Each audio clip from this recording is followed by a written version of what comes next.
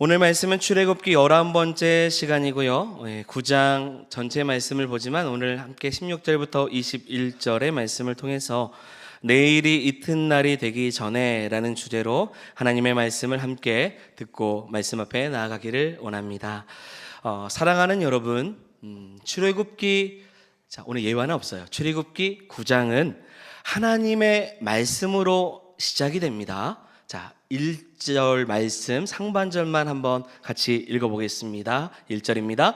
여호와께서 모세에게 이르시되. 아멘. 출애굽의 모든 역사는 여러분 하나님의 계시로부터, 하나님의 말씀으로부터 시작되는 것입니다.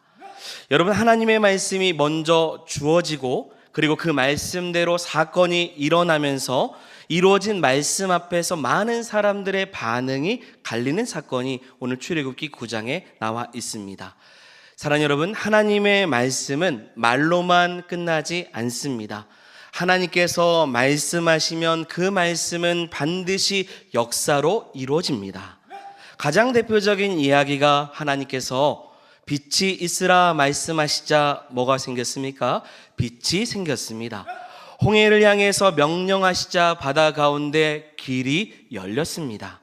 이미 본 것처럼 지난 시간까지요, 애굽의 재앙을 경고하시자 말씀하신 그대로 그 재앙이 임하였습니다. 그러므로 여러분, 성경을, 말씀을 단순한 글로 읽는 사람과 여러분, 살아계신 하나님의 음성으로 듣는 사람의 삶은 다를 수밖에 없습니다. 똑같은 말씀을 들어도 어떤 사람은 말씀을 마음에 두고 자신의 길을 바꿉니다. 그러나 어떤 사람은 말씀을 듣고도 생각을 합니다. 설마 그렇게 되겠는가 의심하는 거죠. 지금까지도 괜찮았는데 무슨 일이 일어날 것인가? 그 말씀 앞에 불순종하는 겁니다. 오늘이 아니어도 다음에 순종하면 되는 거 아닌가라고 생각할 수도 있습니다. 그러나 사랑하는 여러분, 말씀에 대한 오늘의 반응이 훗날 우리의 인생 가운데 감사냐 후회냐를 결정할 수 있다라는 사실을 기억하시기 바랍니다. 오늘의 말씀 앞에서 내가 어떻게 반응하느냐에 따라서 훗날의 감사가 될 수도 있고 후회가 될 수도 있다라는 거죠. 출애굽기 9장 5절에 하나님께서 5번째 재앙을 예고하셨습니다. 우리 말씀 같이 읽어보겠습니다. 여호와가 내일 이 땅에서 이 일을 행하리라. 아멘. 여호와께서 이 땅에 일을 행하시는데 언제 행하신다고 하시죠? 내일이라고 했어요. 여러분, 아직은 내일이 아닙니다. 재앙은 시작되지 않았어요. 바로에게는 돌이킬 수 있는 기회가 남아 있습니다. 지금 이스라엘을 보낸다고 한다면 경고된 재앙은 피할 수가 있어요. 그러나 6절에 이르면 표현이 달라집니다. 6절 띄워주시고 읽겠습니다. 이튿날에 여호와께서 이 일을 행하시니. 아멘. 여러분, 5절에 내일이, 6절에 뭘로 바뀌었습니까? 이튿날이 되었어요. 오늘 설교의 주제입니다. 기회의 시간이요, 내일 있을 기회의 시간이 이제 실행의 시간이 된 것이죠. 경고의 말씀이 실제 사건이 된 것입니다. 돌이킬 수 있었던 사건이 지나서 이제는 말씀의 결과가 임하는 때가 된 거예요. 오늘 하나님께서 우리에게 말씀하실 때, 여러분, 그 말씀 앞에서 응답할 수 있는 여러분 그 기회의 시간, 은혜의 시간을 절대 놓치지 않는 성도들이 되기를 주의 이름으로 축원드립니다. 우리는 내일도 오늘과 같은 기회가 주어질 것 같이 생각하나 성경은 우리에게 분명히 말씀하셔요. 히브리서 4장 7절의 말씀입니다. 읽겠습니다. 오늘 너희가 의의 음성을 듣거든 너희 마음을 완고하게 하지 말라. 아멘. 여러분, 하나님의 음성이 들리는 오늘입니다. 이 시간 하나님의 말씀 앞에서 여러분 응답받고 반응할 수 있는 성도들이 되기를 소망합니다.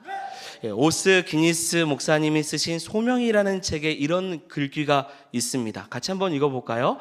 하나님은 끊임없이 우리를 부르신다. 문제는 하나님이 말씀하지 않으시는 것이 아니라 우리가 응답하지 않는 것이다. 아멘. 하나님은 말씀하십니다. 문제는 하나님이 말씀하시지 않는 것이 아니라 우리가 응답하지 않는 것이죠. 오늘도 말씀 앞에서 반응하지 않는 한 사람이 등장을 하죠. 바로 애굽 왕 바로입니다. 하나님은 한 번 말씀하신 거 아닙니다. 계속 부르셨습니다. 계속 기다리셨어요. 계속 기회를 주셨습니다. 그러나 바로의 마음은 닫혀져 있습니다. 계속 미룹니다. 출애굽기 9장까지 왔습니다. 이미 바로의 마음을 보았는데 오늘 9장에서도 닫혀져 있는 바로의 마음을 우리에게 보여주고 있습니다. 자, 이제 말씀 속으로 한번 들어가 보죠. 이 바로의 모습이 혹 우리의 모습이 될 수도 있는 거죠. 먼저 하나님께서 모세를 바로에게 보내시면서 이렇게 말씀하십니다. 1절 중반절입니다. 같이 읽겠습니다. 히브리 사람의 하나님 여호와께서 말씀하시기를 내 백성을 보내라. 그들이 나를 섬길 것이니라. 아멘. 여러분, 출애굽기에서 반복되는 하나님의 그 요청 사항은 언제나 같습니다. 무엇이죠? 내 백성을 보내라. 우리 지난 시간에도 내 백성을 보내라. 그 지난 시간에도 내 백성을 보내라. 왜 보내라고 하시죠? 그들이 나를, 여호와 하나님을 섬기게 되도록 보내라고 말씀하시는 거죠. 바로는 이스라엘 백성을 자기 소유라고 생각을 했죠. 이스라엘 백성들의 시간, 노동력, 그들의 모든 인생과 그들의 미래까지 모두 자신에게 속했다라고 생각을 합니다. 여기서 바로와 애굽은 상징적인 겁니다. 세상을 상징할 수 있어요. 그러나 하나님께서는 분명하게 말씀하시죠. 뭐라고요? 내 백성이라고 말씀하십니다. 이스라엘 백성이 애굽에서 노예로 살지라도, 노동력을 착취당하고 아무런 힘이 없을지라도 하나님은 그들을 내 백성이라고 부르셨다라는 거예요. 여러분, 우리가 세상 가운데 살아도 우리는 하나님의 백성입니다. 그리고 하나님께서는 자기 백성을 자기 손으로 건져내시겠다라고 선언하셨어요. 이것이 출애굽기입니다. 출애굽이죠. 출애굽은 강한 사람이 자기의 힘으로 자유를 얻어내는 이야기가 절대 아닙니다. 아무 힘도 없던 백성들의 신음을 하나님께서 들으시고 능력의 손, 여호와의 손으로 그들을 건져내시는 이야기이죠. 사랑하는 여러분, 우리가 하나님 백성이 된 거, 저와 여러분들이 구원받은 거, 우리가 강하거나 다른 사람보다 선하기 때문이 아님을 알 수 있습니다. 여러분, 전적인 하나님의 은혜로 우리가 구별되었고 하나님의 백성이 되었고 하나님의 능력의 손으로 우리를 붙들어 주셨기 때문에 하나님의 자녀가 된 줄 믿습니다. 능력의 손으로 우리를 붙들어 주신 거죠. 이 부분이 9장 3절과 4절에 아주 선명하게 드러납니다. 우리 3절과 4절 같이 크게 읽어보겠습니다. 여호와의 손이 들에 있는 내 가축 곧 말과 나귀와 소와 양에게 더하리니 심한 돌림병이 있을 것이며 여호와가 이스라엘의 가축과 애굽의 가축을 구별하리니 이스라엘 자손에게 속한 것은 하나도 죽지 아니하리라 하셨다 하라 하시고. 아멘.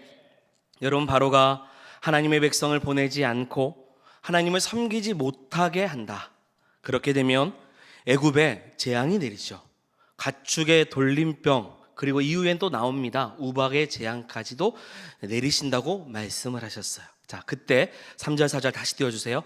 주어가 무엇이냐면 여호와의 손이라는 거예요. 여러분, 여호와의 손으로 애굽에게는 심판을 말씀하셨죠. 그러나 4절, 이게 3절과 4절이 이어지는 겁니다. 여호와의 손으로 4절에 보면 이스라엘을 어떻게 하셨어요? 구별하셨어요. 그리고 하나도 죽지 않게 하셨다라는 거죠. 여러분, 하나님은 하나님의 자녀들을 하나님의 손으로 보호하십니다. 하나님은 자기 백성을 애굽에서 건져내시는 것으로만 끝내지 아니하십니다. 여러분, 우리가 하나님의 자녀가 된다라는 것은 하나님께서 우리의 인생을 책임져 주신다라는 거예요. 그래서 예수님 믿어야 됩니다. 우리가 신앙생활을 하는 거예요. 단지 저 천국에 가는 거 맞습니다. 천국에 가는 것도 맞아요. 그러나 하나님의 자녀가 되는 그 특권, 하나님의 손길로 보호하심을 받게 하시기 위한 거죠. 그것이 하나님의 자녀된 우리를 향한 하나님의 주신 귀한 특권인 줄 믿습니다. 하나님의 보호하심이요, 그 보호하심을 누리도록 죄와 사망에서 건져내시고 하나님을 섬기고 예배하는 공동체 사람이 되게 하신 것입니다. 자, 그러나 여기에서 우리는 한 가지를 더 보아야 돼요. 여러분, 하나님 백성으로 우리를 불러주신 것만으로만 만족하지 않으시기를 바랍니다. 하나님 백성은요, 하나님의 말씀에 응답해야 되는 거예요. 은혜로 구원을 받은 사람의 삶은 말씀을 향해서 반드시 순종이 있어야 되는 것입니다. 바로 여기에서 오늘 본문입니다. 바로의 마음과 그리고 말씀을 두려워하는 사람들의 마음이 갈려져서 나와 있습니다. 이제 5번째 재앙이 임했고, 그래서 어떻게 됩니까? 말씀 그대로 애굽의 가축들에게는 10만 돌림병이 발생했고, 말과 나귀와 낙타와 소와 양이 광범위하게 죽게 됩니다. 그러나 이스라엘 자손들에게 속한 가축은 말씀 그대로 어떻게 됩니까? 하나도 죽지 않습니다. 여러분, 하나님 말씀은 그대로 이루어집니다. 이때 바로 왕은 사람을 보내요. 정말로 하나님이 말씀하신 대로 이루어질까 싶어서 이스라엘들의 가축이 어떠한가가 궁금해서 사람을 보내서 확인을 합니다. 그리고 하나님의 말씀이 정확하게 이루어졌다라는 사실을 직접 듣게 됐습니다. 자, 그러면 여러분 어떻게 해야 됩니까? 바로가 마음을 어떻게 해야 되겠습니까? 돌이켜야 되겠죠. 하나님의 손이 애굽을 심판하셨는데 이스라엘 백성들을 구원하시고 구별하시고 보호하셨다라는 것을 보았다면 이제는 용서를 구해야 됩니다. 자, 그런데 출애굽기 9장 7절은 놀랍게도 이렇게 끝나지 않아요. 7절의 말씀 같이 띄워주시고 읽어보겠습니다. 그러나 바로의 마음이 완강하여 백성을 보내지 아니하리라. 아멘. 바로는 보았습니다. 사실을 확인했어요. 애굽과 이스라엘이 구별되었다라는 것도 알았습니다. 그러나 돌이키지 않아요. 사랑하는 여러분, 보았다고 해서 믿는 것은 아닌 것 같습니다. 사람은 반드시 증거에 따라서만 움직이지 않습니다. 마음속에 붙들고 있는 욕망과 확신이 너무 강하면요, 분명한 사실을 보면서도 외면할 수 있다라는 거예요. 성경은 바로의 마음을 이렇게 표현합니다. 뭐라고 하냐면 완악하고 완강하며 완고하다라고 표현해요. 이 말은 단순히 그냥 고집스럽다, 성격이, 이런 이야기가 아닙니다. 자기의 생각과 욕망이 너무 강하게 붙들고 있어서 다른 것이 들어올 자리가 없다라는 상태예요. 그래서 여러분, 완악함을요 이렇게 표현할 수 있습니다. 완악함은 하나님의 말씀이 들어올 틈이 없는 마음이에요. 너무 완악해요. 여러분, 보통 우리는 이야기하면 틈은 허점, 약점을 이야기할 때가 있죠. 그러나 틈이라는 것을 긍정적으로 보면요, 새로운 것이 들어올 수 있는 통로가 됩니다. 다른 사람의 말이 들어오려면 마음에 여러분 틈이 있어야 돼요. 내가 틀릴 수 있다라는 사실을 인정하려면요, 마음에 여백이 분명히 있어야 됩니다. 하나님의 말씀이 내 마음을, 내 생각을 바꾸게 하시려면 내 생각이 무조건 옳다라는 것이 아니라는 것도 여러분 겸손하게 이해해야 될 것입니다. 그러나 바로는 하나님의 능력을 인정할 수 없어요. 틈이 없습니다. 하나님을 인정하는 순간 자신이, 이 바로는 왕으로 표현되죠. 신으로도 표현됩니다. 자신이 신이 아니라는 사실과 이스라엘이 자기 소유가 아니라는 하나님 백성이라는 사실을 받아들여야 되기 때문에 절대 인정하지 않습니다. 이것이 세상의 모습이죠. 바로는요, 여러분, 우리도 동일합니다. 이 왕의 위엄과 이 절대 권력자라는 가면을 지금 쓰고 붙들고 있는 겁니다. 자신은 틀릴 수가 없다, 이런 가면을 쓰면서 진실을 보지 않고 외면하는 거죠. 여러분, 우리도 그렇습니다. 겉으로 수행하는 역할, 표현이 그렇지만 이해하십시오. 겉으로 수행하는 역할과 실제 내면이 다를 수 있어요. 이게 무슨 말이냐면, 밖에서는 그렇게 친절하지만 가정에서는 가장 가까운 사람을 함부로 대하는 모습을 가질 수 있어요. 교회에서는 은혜로운 말을 하지만 세상 가운데는 손해가 생기면 차갑게 변하는 또 다른 모습을 가질 수 있어요. 평소에는 그렇게 온유해 보이지만 내 뜻대로 되지 않으면 분노가 폭발하는 거죠. 가면을 씁니다. 왜 그렇습니까? 이런 말이 있어요, 여러분. 노릇은 바뀔 수 있지만 버릇은 바뀔 수 없다라는 거죠. 바뀌지 않았다라는 거죠. 복음은 우리의 겉모습만, 역할만 바꾸지 않습니다. 나도 모르게 튀어나오는 여러분 감정과 욕망, 그리고 오래된 상처와 교만, 내면의 습관까지도 여러분 새롭게 복음은 우리를 변화시킵니다. 그래서 우리는 이렇게 기도했으면 좋겠어요. 주님, 좋은 신앙인처럼 보이는 데서 멈추지 말고 주님, 내 심령이 그리스도 예수를 닮게 하여 주시옵소서. 가면 쓰고 그냥 겉으로만 신앙인이 아니라 우리의 내면까지도 그리스도를 닮는 거죠. 이제 6째 재앙이 일어납니다. 악성 종기가 사람과 짐승에게 발생했어요. 자, 이제 여러분 고통은요, 가축에게서 사람의 몸으로 가까이 다가오기 시작합니다. 요술사들에게도 종기가 생겨서 이제는 모세 앞에 설 수조차도 없는 상황이 된 것이죠. 자, 이런 모습이 6번째 재앙 가운데 일어났어요. 그러면 이런 상황 속에서 바로가 마음을 다시금 돌이켜야 되는데, 그런데 출애굽기 9장 17절에 하나님은 바로의 그 완악함을 이렇게도 한 번 더 말씀하십니다. 말씀 띄워주시고 17절 읽겠습니다. 네가 여전히 내 백성 앞에 교만하여 그들을 보내지 아니하느냐. 여전히 마음이 굳어져 있죠. 여러분, 완악함의 뿌리는 교만입니다. 여러분, 교만은 자기를 자랑하는 태도만이 아닙니다. 내가 틀릴 수도 있다. 나는 틀릴 수 없다. 내 뜻이 맞다. 내 판단은 언제나 옳다. 다른 사람의 말은 들을 필요가 없다. 내가 가진 권리를 내려놓을 수 없다. 이러면요, 그 마음에 교만이 가득한 겁니다. 나는 틀릴 일이 없어. 내 뜻이 맞고 내 뜻의 생각이 맞고 다른 사람의 말을 들을 필요가 없다. 이거 다 교만의 모습이죠. 완악한 마음입니다. 사랑하는 여러분, 바로의 완악함을 멀리 있는 어떤 악인의 모습으로만 읽어서는 안 됩니다. 여러분, 우리 안에도 작은 바로가 있을 수 있어요. 가족의 말을 끝까지 듣지 않는 마음, 배우자의 충고를 무시하는 마음, 자녀의 아픔보다 부모의 체면을 먼저 생각하는 그런 마음들, 공동체의 권면보다 자신의 경험을 절대화하는 그런 마음들. 내가 살아온 세월이 얼마인데, 내가 원래 이런 사람인데 내 방식은 절대 틀릴 리가 없다.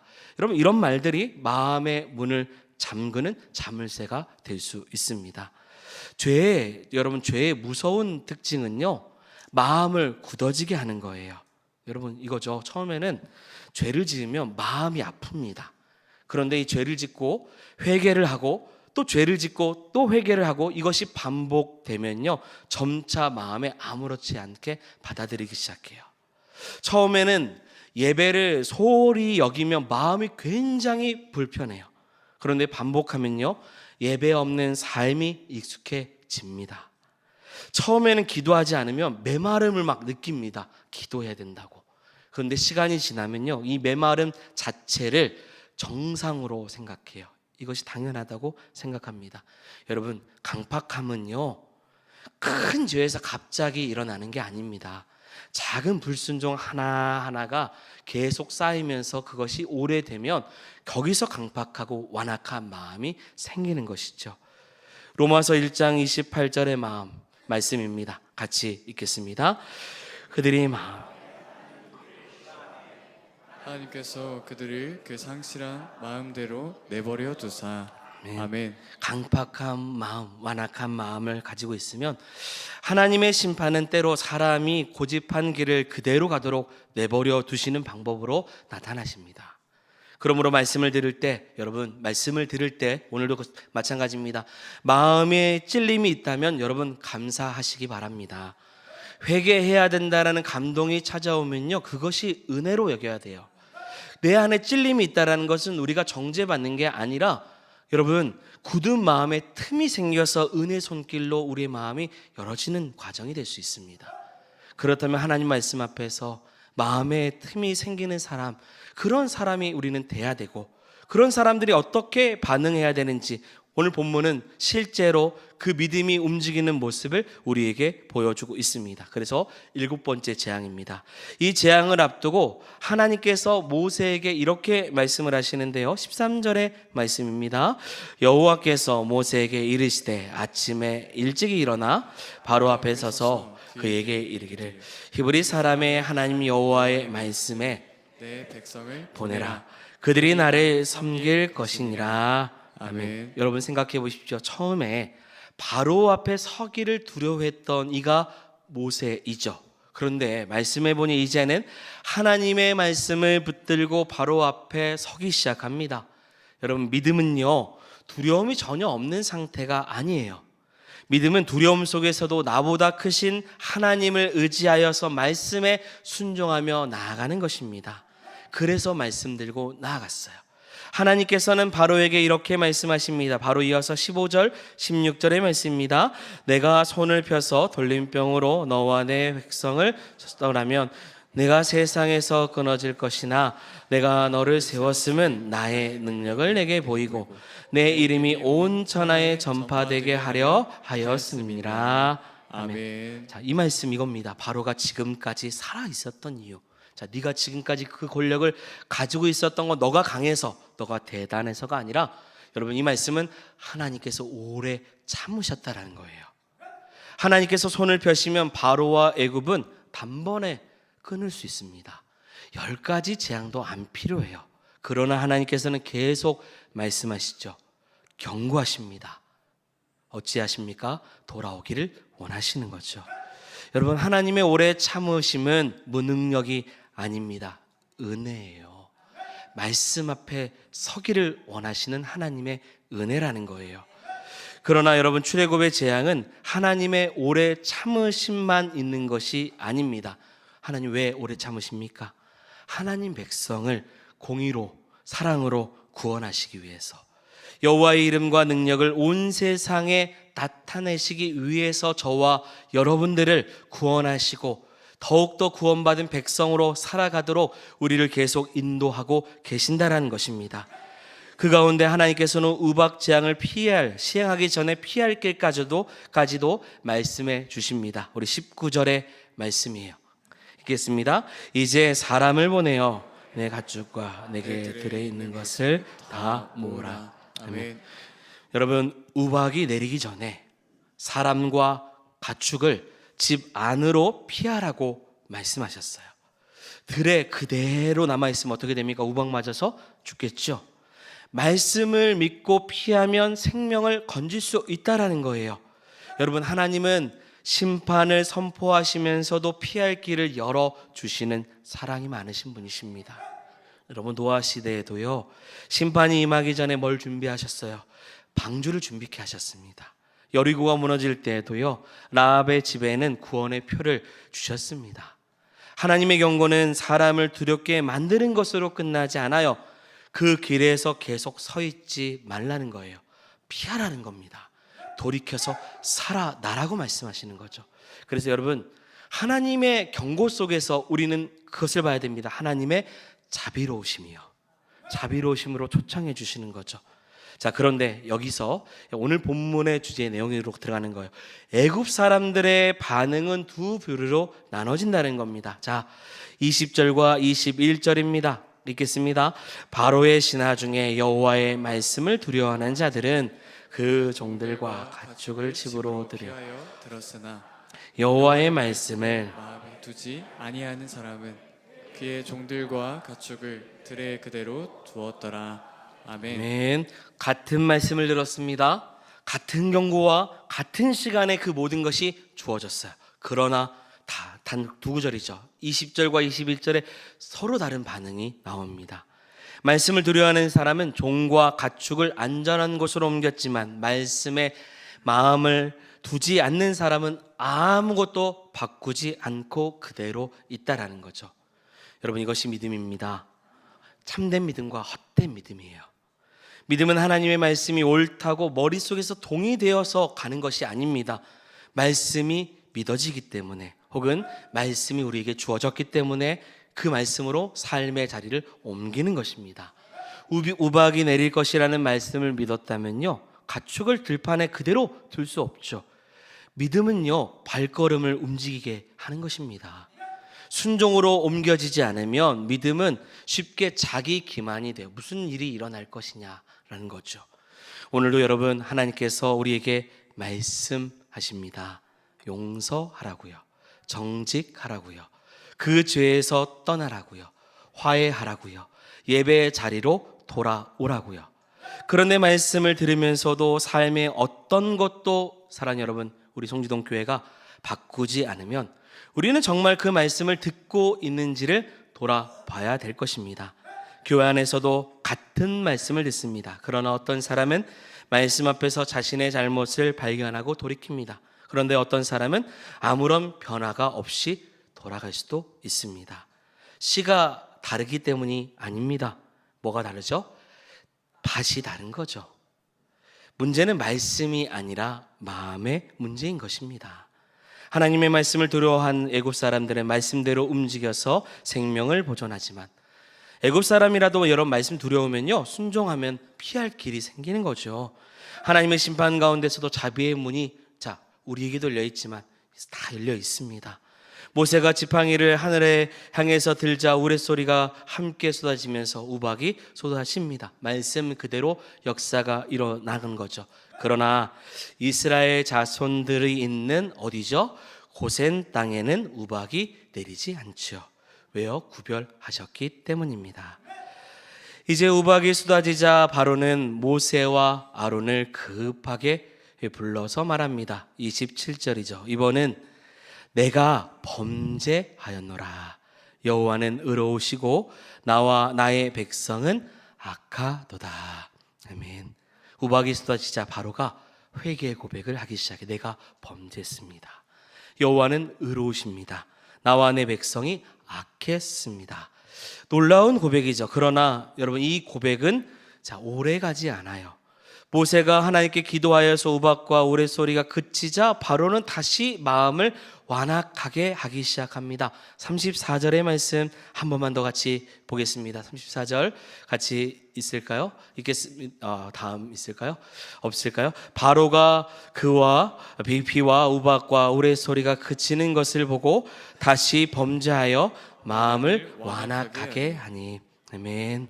여러분, 완악하게 했다라는 거죠. 고통이 멈추기를 원했지 하나님께 돌아가기를 원한 것이 아니죠. 바로는 고통이 멈추기만 원했습니다. 하나님께 돌아가는 것을 절대 원하지 않아요. 재앙이 두려워서 입으로는 회개를 말하지만 마음은 여전히 자신이 가지고 있는 것을 지키려고 했습니다. 자, 여러분, 우리의 신앙도 이와 같을 수 있습니다. 문제가 생기면 하나님을 찾고 어려움이 있으면 기도를 합니다. 하나님, 이번만 도와주시면 달라지겠습니다. 그러나 문제가 해결되면 다시 이전의 삶으로 돌아가는 연약함이 있을 수 있습니다. 그렇다면 우리는 하나님을 찾는 것이 아니라 문제 해결만을 찾은 것이 아닌가를 생각해 봐야 됩니다. 참된 회개는 방향이 바뀌는 것이 아니라 방향만 바뀌는 것이 아니라 우리의 모든 삶을 바꿔서 주 앞에 나아가야 되는 것입니다. 바로는 말은 변했지만 방향은 변하지 않았습니다. 후회는 하고 있죠. 그러나 회개는 하지 않고 있습니다. 여러분, 참된 회개는 삶의 방향이 달라지는 거예요. 용서하지 않았던 사람이 용서를 선택하는 것이 회개이고, 고집을 내려놓지 않았던 사람이 다른 사람의 말을 듣고 그 말씀 앞에 서는 것입니다. 반복했던 죄를 끊기 시작하는 실제적인 결단이 여러분 진짜 회개인 것입니다. 여러분, 누가복음에서 보면요, 탕자의 비유 속에서 탕자가 마음속으로 아버지의 집을 생각합니다.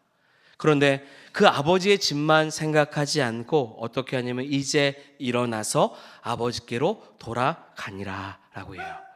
일어났습니다. 발걸음을 옮겼습니다. 그러면서 잘못했다면 그 잘못의 자리에 가서 그 모든 것을 사과하고 회개하며 나아가는 것이죠. 관계가 깨졌다면 먼저 손을 내밀어야 되는 겁니다.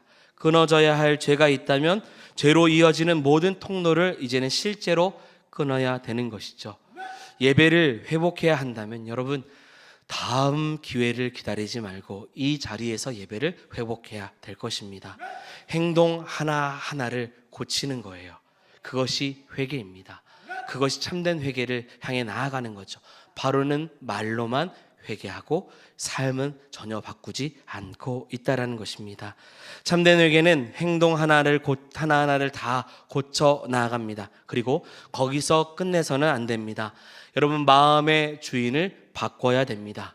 그래서 다윗이요 시편 51편에 죄의 결과만 없애달라고 구하지 않습니다. 그리고 이렇게 말합니다. 하나님이여, 내 속에 정한 마음을 창조하시고 내 안에 정직한 영을 새롭게 하소서. 아멘.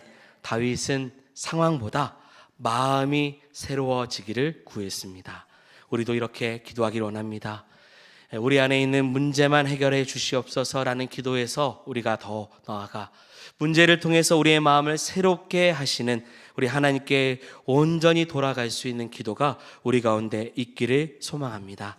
여러분, 말씀을 정리해 보겠습니다. 사랑하는 여러분, 출애굽기 9장에서 가장 무서운 재앙이 무엇입니까? 우박입니까?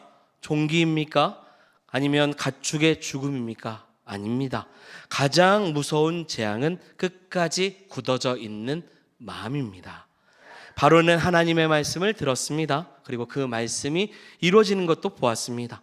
애국과 이스라엘을 구별하여 주신 것도 보았습니다. 자신의 입으로 죄를 고백하기도 했습니다. 그러나 끝내 돌이키지 않았다라는 거예요.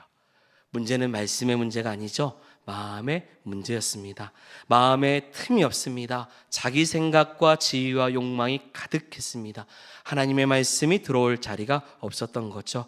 사랑하는 여러분, 우리의 마음에 하나님의 말씀이 들어오기를 원하고 그 말씀이 우리에게 오늘 주어졌을 때 말씀이 더욱더 우리의 삶을 주장하여서 오늘 결단하고 응답하며 주 앞에 완고하게 나아가지 않고 주의 음성이 오늘 우리에게 들린다면 그 말씀을 가지고 주 앞에 나아가는 성도가 되기를 원합니다.